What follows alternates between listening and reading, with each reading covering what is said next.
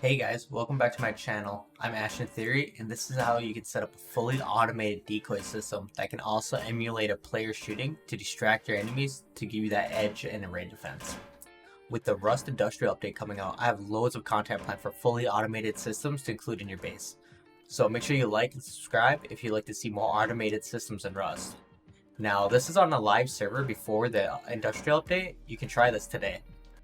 Like all grubs in Rust know, not being seen or heard is the way to that juicy kit. So we will exploit human nature by using this circuit I designed to randomly raise and lower the targets and to sound like they're shooting when they are up. This does a couple of things. Once a player realizes the movement is a decoy, they'll start to ignore that error, giving you the opportunity to peek by the target and shoot them.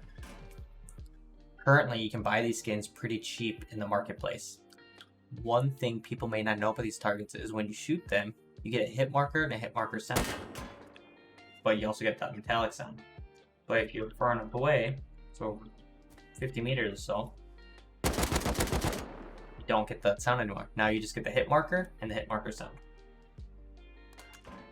You can make a realistic circuit that can run off of one large battery to power 4 setups. This is also scalable with more power without that much more wiring. I'm going to break this up into a few different chunks. An overview of what's happening, the wiring and power configurations, and what is each part of the system actually doing and why.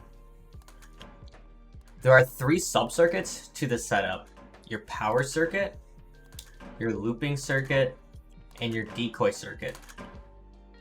Once you hit the switch on the power circuit, it disables the lower target feature, and it also enables power to go to the decoy circuit through these electrical branches.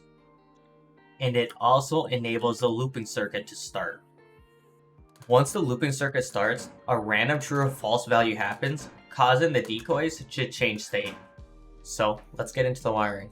The power circuit is made up of 1 switch, 1 timer, 2 blockers, and 17 electrical branches.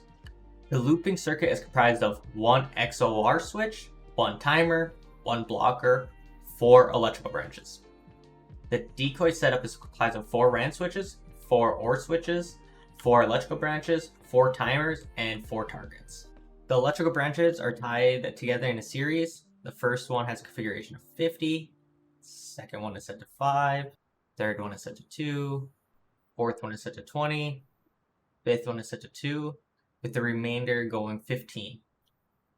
This branch is going up to the switch. This branch is going to this blocker. This branch is going to the timer. This one's going to another blocker. This one is going to the timer. And this last one is going to this blocker. After this switch, it's going to another electrical branch where 1 power is making the way to the block pass-through. The rest is making its way up to these 4 branches.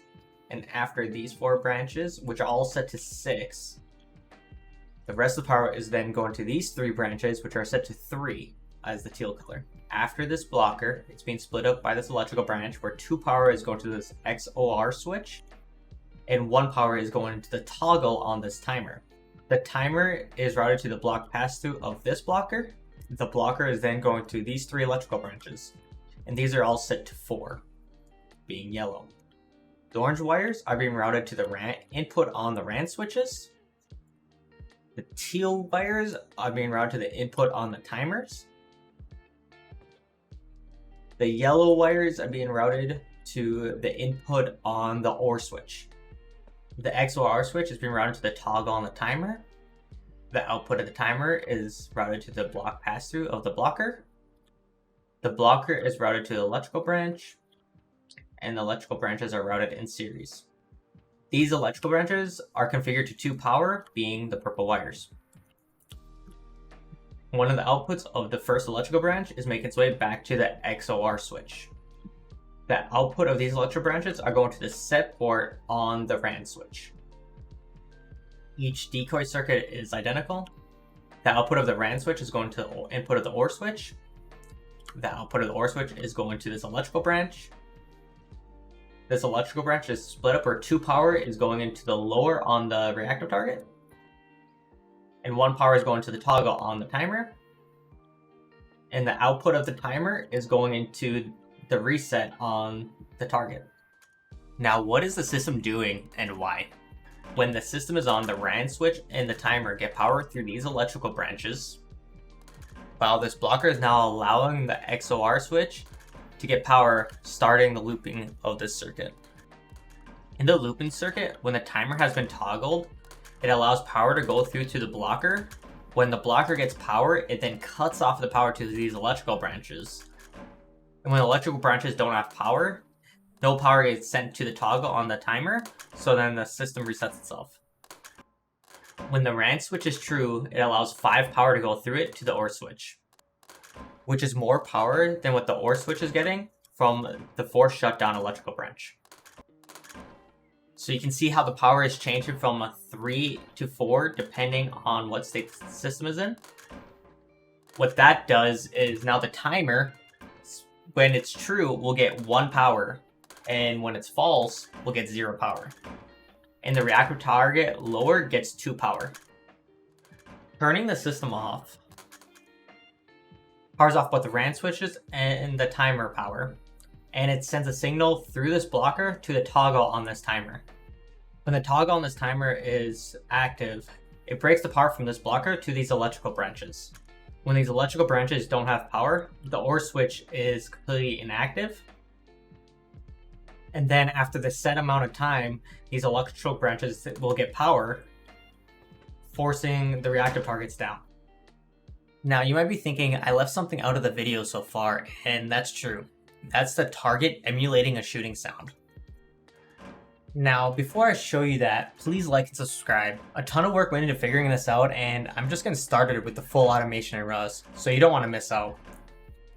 If you have the power, all you need to do is add a blocker, a boombox, a cassette, and a cassette tape. Now, RustKit doesn't allow the use of cassette recorder, but the concept's going to be the same with a recorded gun sound.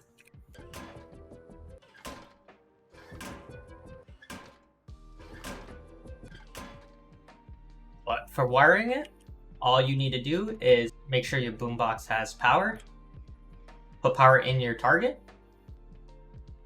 The power out goes to the block pass-through on the blocker, and the out of the blocker then goes into the toggle on the boombox. So anytime this target gets popped up, sound will be playing.